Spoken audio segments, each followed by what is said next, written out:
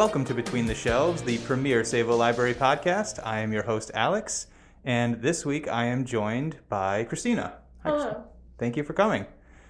Before we get into what we're going to be covering in this episode, I just want to thank you, Kristina, and Tori, and Steph, and Melissa, and Derek for stepping in while I was away this past month and doing some great episodes. So thank you very much. Sure. So on this episode, we're going to be talking about Pokemon. Why are we talking about Pokemon? Well, February 27th is, I guess, International Pokemon Day. I don't know if it's national or international, but Pokemon isn't certainly an international phenomenon. I was going to say it has to be international. That's why we're talking about Pokemon. And I just want to say, it's not just us talking about a fandom right out of the bat. This is actually has tie-ins to the library. Let me just pull up my notes right here. So at the library, at Savo Library, we have 68 books, 26 movies, and 10 video games, all that are all Pokemon related.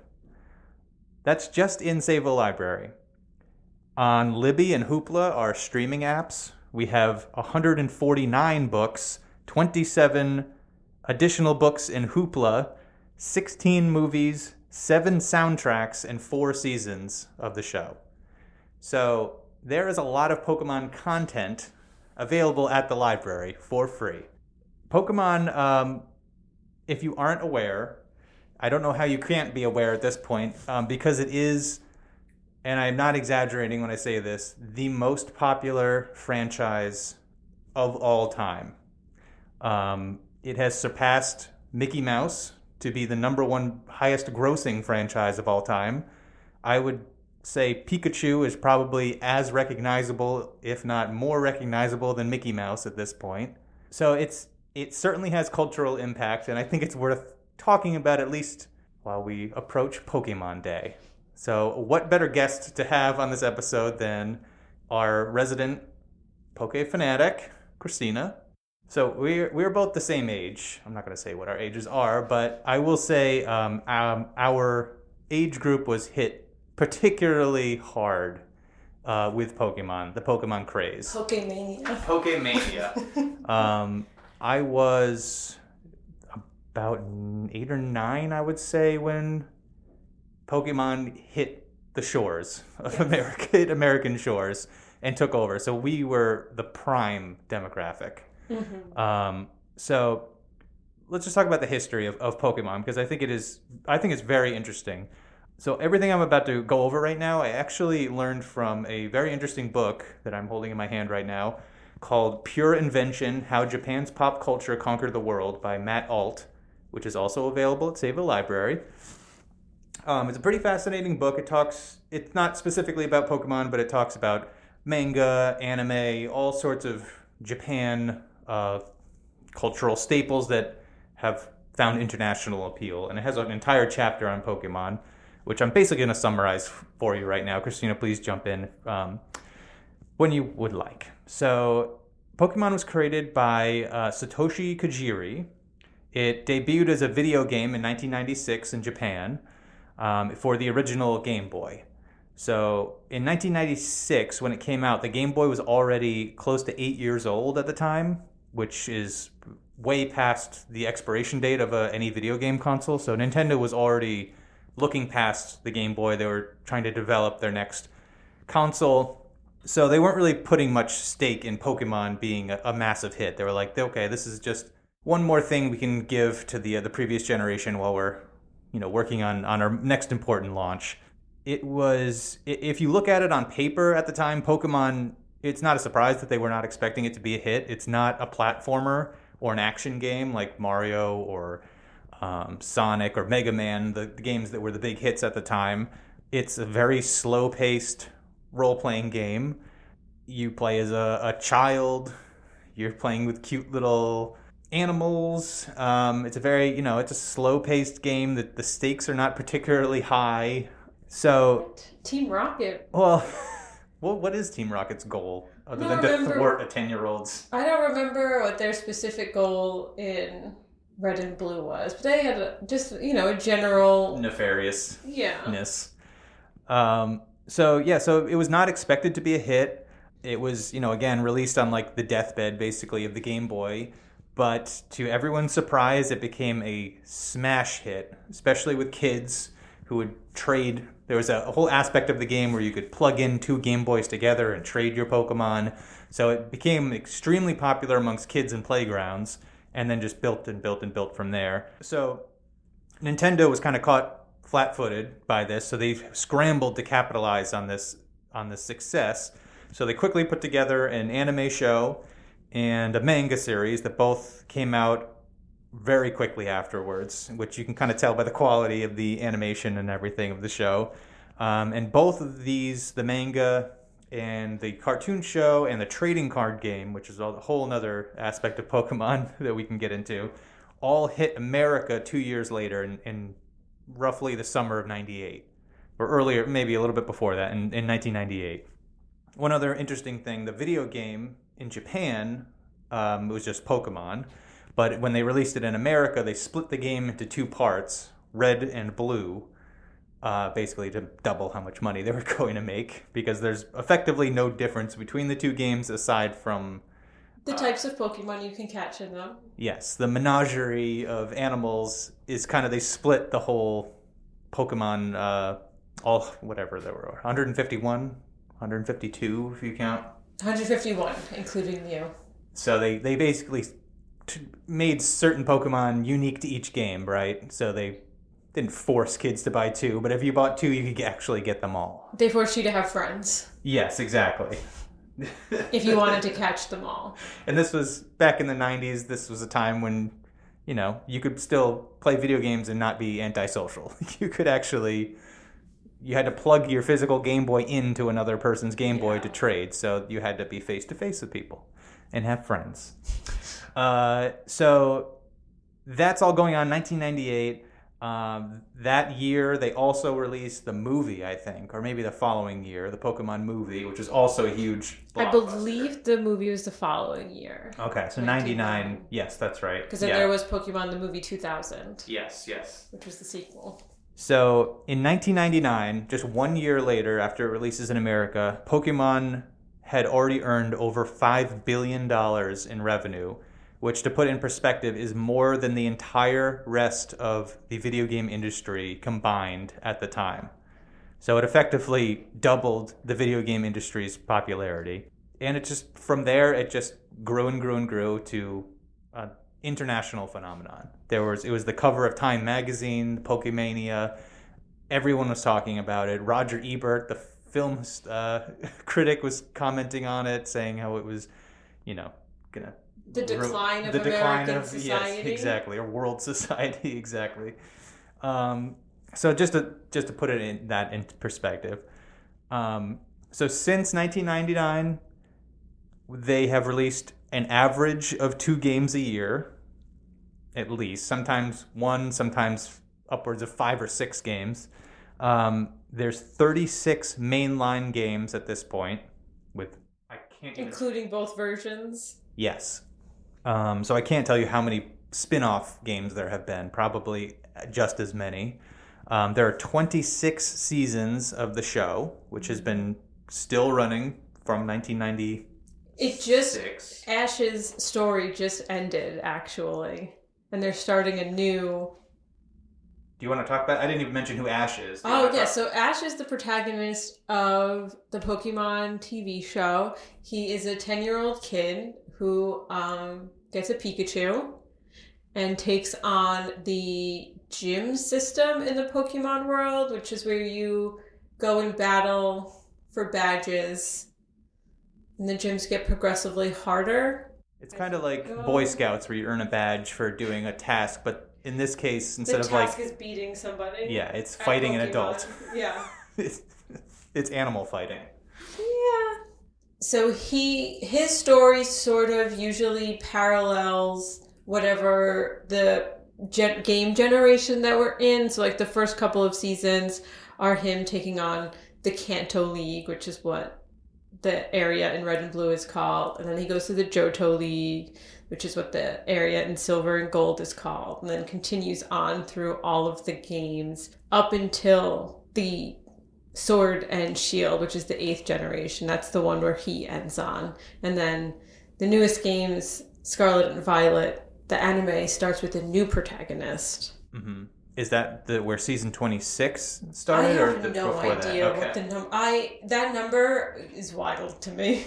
Yeah. But I guess it makes sense because I think this year is Pokemon's 27th. The 26th season released in 2023, but I haven't heard of a 27th season. I'm sure. I mean, they're going to do it. It hasn't come out yet, as far as my research has told me. So there's 26 seasons. This is the last season was the first one where they changed protagonists. So yes. Ash Ketchum. Yes, Ash Ketchum, because you got to catch them all. Yes. I love the name. We can talk about the naming in conventions in Pokemon because they're brilliant. So 26 seasons of the show. They do have spin-off shows that I don't know. There's probably half a dozen spin-off shows that I don't even know about. And they had 25 movies as well. So it looks like they do like a season a movie. One of the movies is live action called Detective Pikachu. Came out a couple of years ago. And I really liked it. I don't know about you. It was very fun. It was kind of like a noir set in like a Pokemon universe. It was very enjoyable, except for the fact that seeing live action Pokemon was unsettling. Yes. In a lot of ways. Some of them are pretty disturbing. Yeah, the cuter ones are fine, but... Yeah, it's the Mr. Mimes of the world. Yes, exactly. But I liked it. I hope they do a sequel. I'm sure they're working on it, because it was a smash. So I already mentioned Pokemon is the number one most profitable franchise of all time. Do you want to make just a guess of how much it has earned or how much it's worth? $3 trillion. That's way high, but $88 billion is what it has earned. It's just a little off. By 3 times, but it's okay. So just in comparison, Mickey Mouse and all of his friends, Goofy, Minnie, and the lot, Donald, they have only grossed $52 billion. Including movies? Everything. Books. And their video game appearances? Yes. Has there ever been a Pokemon Disney crossover? No. That's like some Who Framed Roger Rabbit stuff? Yeah. I don't know. That would be too much. That would be too much metaverses colliding. The Macy's parade. So after Mickey Mouse, do you know what the next most profitable franchise is? This one kind of surprised me. I'll give you a hint. Disney also owns it. Frozen. No, Winnie the Pooh. $48 billion. That makes sense. Does it? Yeah. Winnie the Pooh single-handedly is like the entire baby. I guess so. You're economy. Right. Yeah, I literally put on Winnie the Pooh diapers on my child this morning. After Winnie the Pooh, the next largest franchise is Star Wars, $46 billion. Then comes the Disney princesses, which I don't know how they categorize that. Maybe just like every Disney movie with a princess in it? I don't know. They have very specific characters that are princesses. So that would be the Frozen, I guess, right? Yes, I do believe that they're part of the princesses. That's $45 billion. So Pokemon's double all the Disney princess movies. That's crazy. Then Harry Potter, followed by Barbie, then Marvel, and Batman is the next most at $29 billion. So Pokemon is over three times as popular as Batman. That's crazy. So the last thing I have about their history, you can skip ahead to 2016 where Pokemon Go is announced, their first mobile game that I'm sure everyone in the world has heard about at this point, if not already played. Pokemon Go is the augmented reality mobile game where it kind of synced with your GPS on your phone and you could walk around live in the world and catch Pokemon on your phone and battle other people and things. That is the highest grossing mobile game of all time, unsurprisingly to me. It has grossed over $5.3 billion, and its most profitable year ever was in 2020. Also, not surprised by that. Everything's shut down. You had nothing else to do. Go outside, touch grass, and catch a Pokemon. It earned $1 billion that year. That's crazy. So, Pokemon. I think I've made my case of why it's relevant. Why do you think it was so impactful? I have some ideas, but I'm curious why you think maybe it has seemed to touch not only generations at this point, but different age groups as well. It's not specifically like a millennial thing. No, I think a lot of it has to do with the look of Pokemon. I think that they all just, not all of them. There's one that's a literal garbage bag, but there's something very appealing about the way Pokemon are designed. And a lot of the games have a lot of replayability. Definitely. Very rounded edges, very soft. Even like the quote-unquote bad Pokemon are like boulders, which are circles. Stuff like that. They're very appealing. They're cute. Yeah, even the ghosts are cute, Even the ghosts are cute. Yeah, some of them. Yeah, it's a very cute game. It's a very warm game. Like, you just kind of want to live in that world. I think, like, why it was so impactful, like, from the get-go, maybe especially with young kids, is the protagonist, again, is a 10-year-old.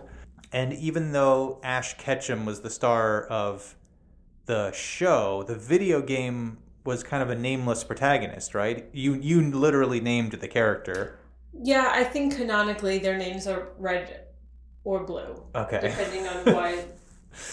But you could make the character whatever you want. I mean, in the graphics are so low quality. If you were a girl, you could probably imagine that it was a girl. I mean, no? No.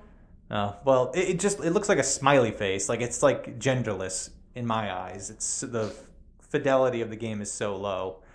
But I don't know. I think that kind of had some appeal to it. And, the game starts, you are playing video games in your bedroom, and then you just get up and decide to go on an adventure, which is literally what you're doing while you're playing the game. And the last thing I had about the video game is you're a 10-year-old, but you're given like completely autonomy of your world. Like, you are effectively an adult. Like, you're put on the same level as an adult, which is like a power fan. They just send you off on your way unaccompanied as a 10-year-old. Like, you don't have a chaperone. You're just walking around.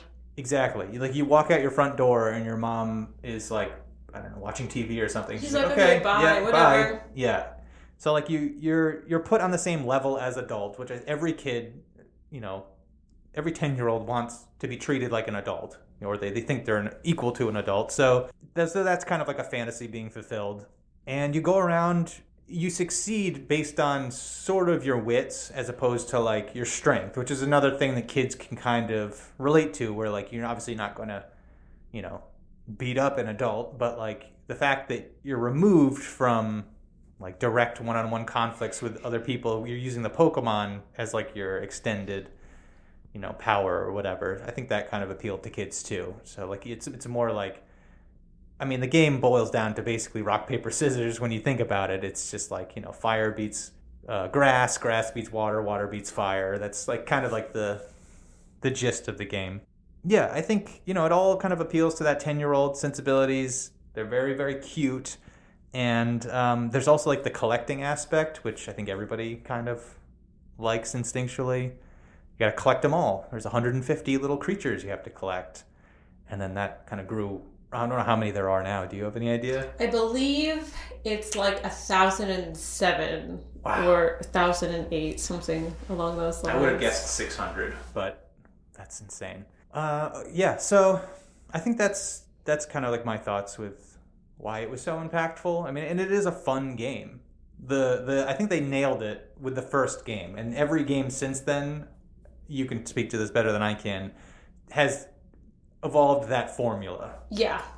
I think they got it right in one, basically. So let's take a break, and because the next thing I want to talk about is our first experiences with Pokemon and our favorite merch. So let's take a quick break, and when we come back, we'll talk about that.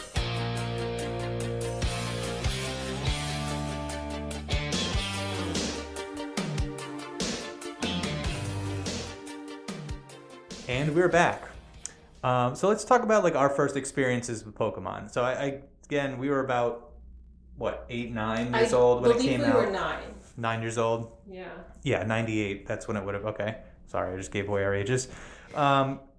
So what do you like remember of Pokemania? Like, how did it start for you? So weirdly, my mom was on a bowling league at the East Islip Bowling Alley, and I would have to go. And they had like a little arcade, and there were other children there. And one of the girls I hung out with had an older brother, and he had Pokemon cards. And so she got into Pokemon. And then anytime she got a double of a card, she would give it to me. So I had very slowly amassed like a little deck of cards that I just carried around in my back pocket. And that was probably over the summer. And then once school started, everyone was like really into the cards. But for the video games, I got the Pokemon Blue for Christmas with a purple Game Boy Color, not the clear purple one, the solid purple one. Nice. That's still good. I had a similar experience. So I grew up behind a comic book store, like literally right behind a comic book store. So I'd go there every single day with my dad, and while my dad was chatting up Wayne, the proprietor, about comic books and stuff, I would just be looking through, I had no money. I was just looking through whatever was new there. And Wayne was really good about finding interesting, cool niche things from around the world. So Pokemon started coming out, and, I'd see comic books, a poster, little drippings here and there. And I never really paid that much attention to it. And then, then I started hearing about the trading card game. So I remember behind his glass case, there was a deck of poker cards, like poker, like, ace, 1, 2, 3, whatever, that were Pokemon themed. So the back of all the cards had like Pokemon mural, basically. So my understanding was that is Pokemon. That is the game that everyone's talking about. So it was probably like $4. So I saved up like all my whatever quarters at the time. I'm making myself sound like I'm 1,000 years old, but like I had no money. So I saved up everything. I bought that deck of cards, which I wish I still had. And I was like, I have the trading card game. And then I go to the playground and everyone has the actual trading card game, not poker cards. And I'm like, oh, whoops. I need to. So now with that in mind, I would go back to the comic book store, and they had like a nickel bin of cards. So I could never afford like a booster pack. So, I might get one every once in a while by like begging my dad. Because the booster packs were like $3 or something. Yeah, they were like $4.99 or somewhere around there, which is like, they may as well have been $1 million for an 8-year-old. So I would get like, not all the time, maybe once if I was really lucky or really good, I'd get a booster pack. But most of the time I could beg for a quarter's worth of nickel cards. So yeah, I had like a bunch of duplicates. I would just get the Pokemon based off what they looked like. I had no idea. That's all you wanted was the cool ones. Yeah, exactly. Fat Pikachu, the best. The best little fat guy. I remember getting, my parents are divorced, but I would talk to my dad on the phone every night, and sometimes he would buy me a booster pack, and then I would have him open it and then read me the names of the Pokemon that came in the booster pack. Yeah. Because I couldn't wait till it was like his weekend to see them. I had to know, like, did I finally get that Charizard? And I did once, which was crazy. He was just like, there's like a Charizard here. I was like, what? I don't think I ever had any valuable cards. Like, I think most of my collection was... I had 2 Charizards at one point that I got in booster packs. Yeah, those were a hot commodity. Those were probably worth like $100 even back then. Probably what they're worth now in mint condition. I mean, mine were not in mint condition. I opened a pack that had one in, and it immediately fell underneath the seat in our car. Oh no. So it was all scratched. So the trading card game was like, I guess, my first kind of introduction. I never really watched the show, like ever, that I can remember. I'm sure I did, maybe the first season, but I was never really into it. It was mostly the trading card game. And then, of course, you take your cards to school. And I remember in my what would it be, elementary school? Yeah. There'd be like a cluster of kids in the corner of the playground who were like not interested in kickball or going on the jungle gym or whatever. They would just be like showing each other their cards. Occasionally there'd be a trade, which would be a big deal. Like everyone would like crowd around like, oh, what are you trading? Is that a good trade? Like it was like a big deal. I believe that the cards were banned. At my school, I think, but that we had no supervision on the buses, so we did all of our trading on buses. Yeah, nice. Yeah, I don't remember any bands happening. I remember like the corner of the playground that there was just dozens of kids. Up until I was in at least middle school, because I also remember in middle school when a game came out, maybe Ruby and Sapphire. My friend and I would sit across from each other at lunch. We had to keep our Game Boys under the table because if the lunch aide saw, we'd get in trouble. Did you ever actually play the card game like the way it's intended to be played? I feel like I was the only one. Like I remember like trying to get my friends to play and they were just not interested.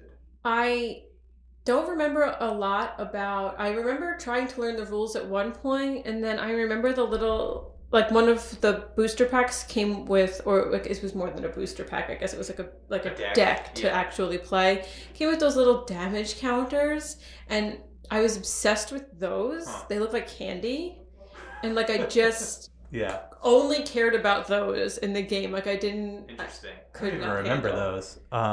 So like just to really quickly about the card game, you get these cards that are like they're like elements. Like there'd be like a water card or an electricity card or whatever, and that's the cards you spend in the game to use your attacks, your Pokemon's attacks. And I remember, like, if you got any of those cards in a booster pack, if you don't play the actual game, they're useless to you if you only care about collecting the Pokemon. So items too. Items, yeah, exactly.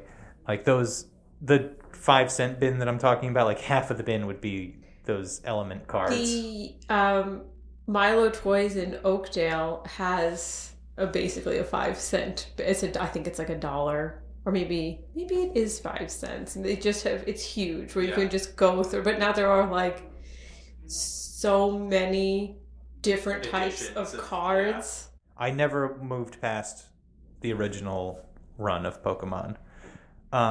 So the card game was really big, and then again, like you, I got Pokemon Blue for Christmas that year. So Christmas 98, I get Pokemon Blue. I already had a Game Boy at that point, the original gray brick Game Boy, so I played it on the OG. I think my brother got red, because I've looked at photos from that year, and I'm holding both boxes, but I know I didn't get both boxes, so I probably just snatched it out of my brother's hand. And I remember being obsessed with it. Like, every other game just immediately got pushed into a drawer and forgotten about because that game took over. So Pokemon Red and Blue, that I still play it to this day. It's on my phone. It's on, like, every cell phone I've had since 2006 has had Pokemon Red or Blue on it, just to like pick up and play, just like a little comfort thing. Are you the same way? Do you have it on your phone? I don't have it on my phone. I do occasionally. My preferred game is Silver, but I do still have my original Blue cartridge. Nice. It doesn't work, but I do still have it. Yeah, it's a super comfortable game for me. You know, I don't know, it's just something about it. The music's great, the art, the aesthetic is great. Just like visiting old friends. Yeah. Do you have any? So I know you like the game quite a bit. Do you have any experiences with the game particularly? The game for me was a very solo experience, so I don't have any. I remember we weren't allowed to play the games at school, and we weren't allowed to have the cards. But I remember recess was for like trading rumors about the game and like how to get specific Pokemon and stuff. So like there's the very famous like Mew under the truck thing where you have to use strength to move this weird stationary truck in the game, and then you would get Mew because Mew isn't originally there's no way to get Mew in the game. In the wild. It was like only through events.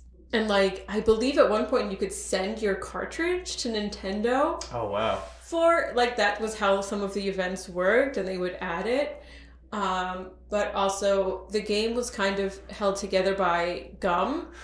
So there was a lot of different, like, exploits that you could do, like missing no, or you could duplicate any item. So talking about our experiences with messing with missing no and how it can corrupt your game and how it corrupted our game.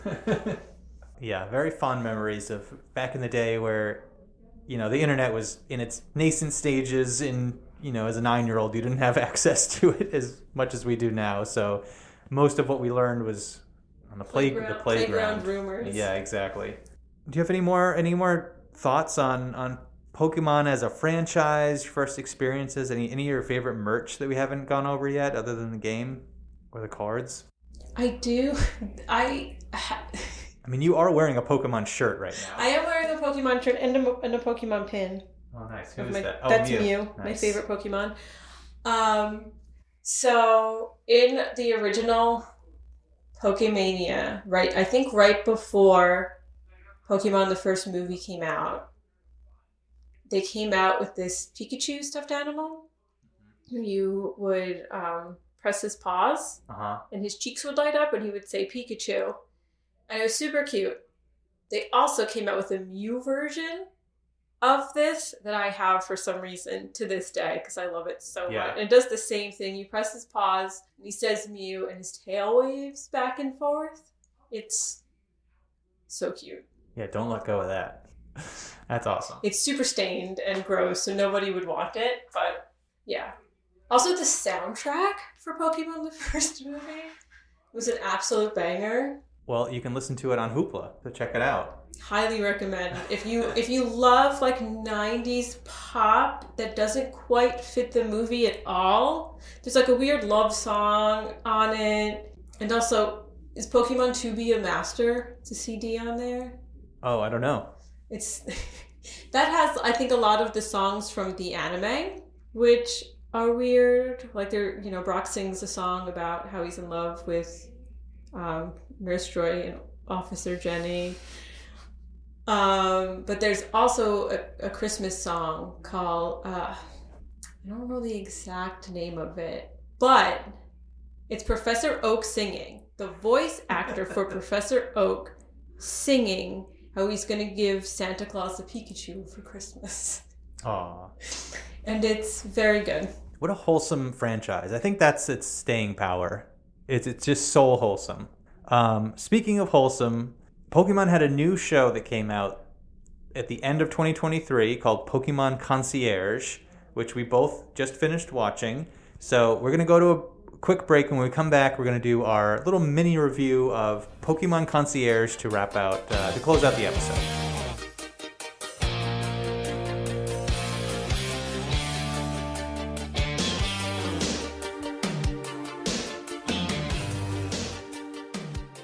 Okay, we are back.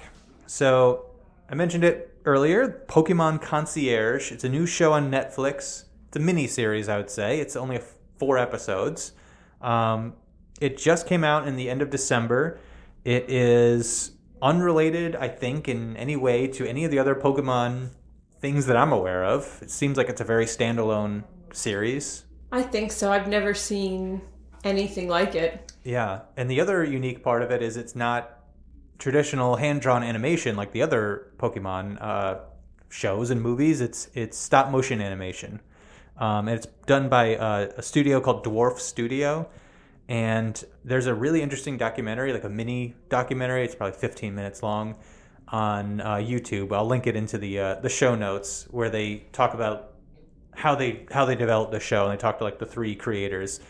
And it's really interesting. It's like a mix of, it's mostly stop motion animation, but they do have some CGI and traditional animation, kind of like for highlighting certain things or backgrounds. But it's really, really, really interesting. It's super well done. But anyways, what is it about? Can you summarize it? Yeah. So I guess a youngish adult gets a job at a Pokemon resort. Her name is Haru. She's had a series of unfortunate events happen to her that led her to this point. And she is now working at the Pokemon resort. So it starts on her first day there. And she seems to be very type A and has a lot of anxiety and has a hard time adjusting to what the Pokemon resort really is. So Pokemon Resort is the place where Pokemon or their trainers come to relax. It's on this big island. I guess it's tropical. Yeah, some kind of generic Pacific island. Yeah. And it's just her trying to learn to do this job the best that she can as a Pokemon concierge, which just means she has to make Pokemon happy all day long. So I think each episode is her trying to make someone happy. And in doing so, making herself happy, coming over her anxieties. Yeah, it's a 4-part series, as I said. Each episode's, I think, 15 minutes at the most. So you can watch this whole thing like it was one movie. And I have a little conspiracy theory myself. I think this was planned as a short movie, and then they split it up after the fact into 4 episodes. The reason being, Netflix doesn't have an animated short this year for the Oscars. So I think they were planning on this being their animated short film.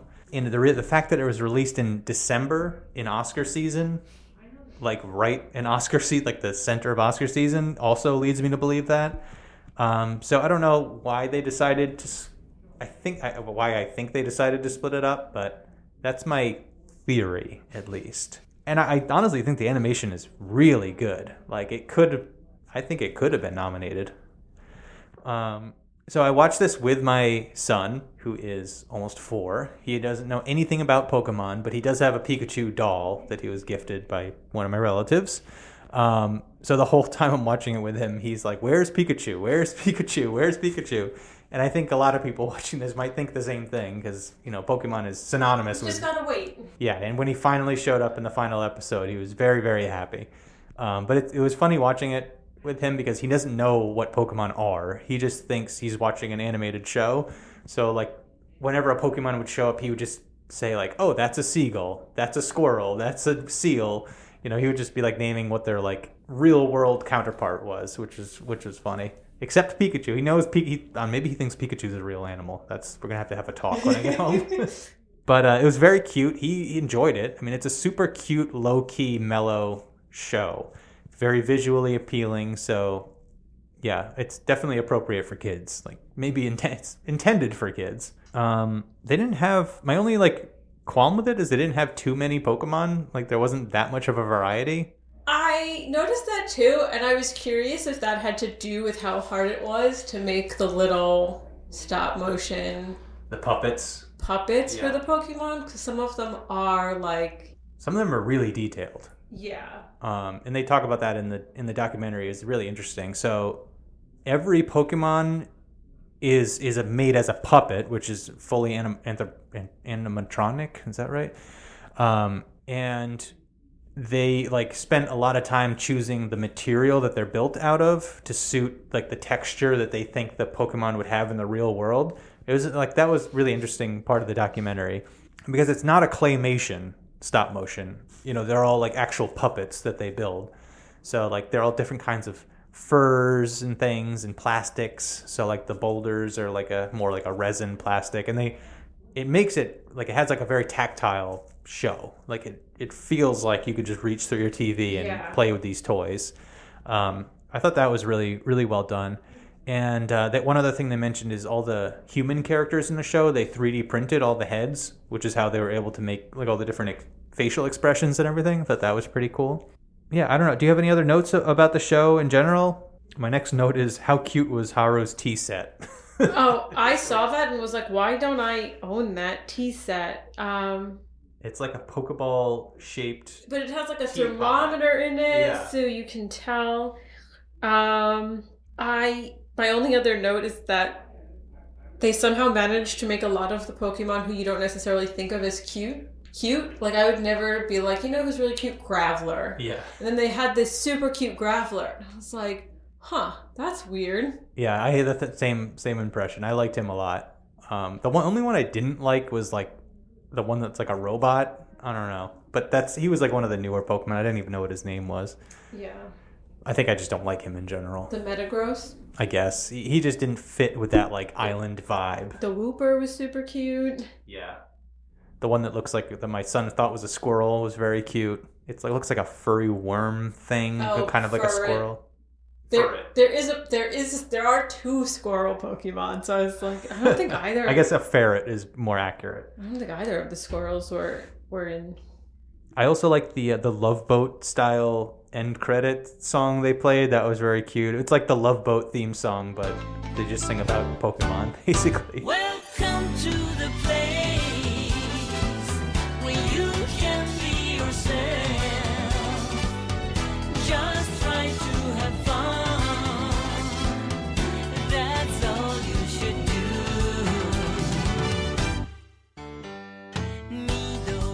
Yeah, it's a cute show. You can do it in one sitting. I did. Yeah. By the final episode, Haru kind of settles into her new life. It's very cute, very touching moment at the end that I won't spoil. But yeah, it's just a feel-good, nice, cozy show. Yeah, super cozy. I watched it yesterday on a snow day with a nice big cup of hot cocoa, and I was like, honestly, this is perfect. Yeah, that's definitely the vibe that you should be going into this. That's like, try to achieve that. That's the ideal way to watch this show. Yeah, I don't know. Do you have any other closing thoughts? I think it's really definitely worth a watch if you are a Pokemon of old, and this is only, you can watch the whole thing in 40 minutes. It's like one episode effectively. It's definitely worth a shot. The animation's cute. The characters are well done. Yeah. Just for the animation alone, And I hope they make an Animal Crossing style Pokemon game like this. That was the other note I had. I said they should turn this show into a resort management game in the style of Animal Crossing meets Viva Pinata. Yeah. And it would be the greatest selling game of all time. Not to get into Pokemon side games, but there are kind of like Pokemon Poke Park is a game for Wii that came out, which is sort of similar, but with this cozy aesthetic. It needs to be like, it's the aesthetic of all the other, like, I think it's for Wii, so it was a style of like other console-based Pokemon games. Yeah. All right, Nintendo, if you're listening, I know you have a new Switch, a new system going to be launching soon. If you want to make $1 trillion, here's what you do. Launch title. Quick, you need to hop on this quickly. You take the art style of one of your Yoshi games, like the ones that are craft based, where all the characters are like made out of wool or yarn or something. You take that art style, you apply it to Animal Crossing, a game that has already been proven successful, and then you set it in the world of Pokémon Concierge, an island resort where all your character has to do is make Pokemon happy, maybe have a little garden, manage the hotel. That's it. So, I mean, there probably is going to be a Poke Presents on Pokemon Day, where they usually announce their games. So right after this episode airs, see if that's... Maybe we'll be proven right. Yeah. Okay. That's the profit steps. That's what you need to follow, Nintendo, okay? And we'll take our cut. We'll take a donation to the library. All right, that is, I think, all we have for Pokemon Day. I hope everyone goes out there, comes to Save a Library and checks out your favorite Pokemon video game, book, movie, soundtrack, what have you. All right, thanks for listening. Bye. Bye.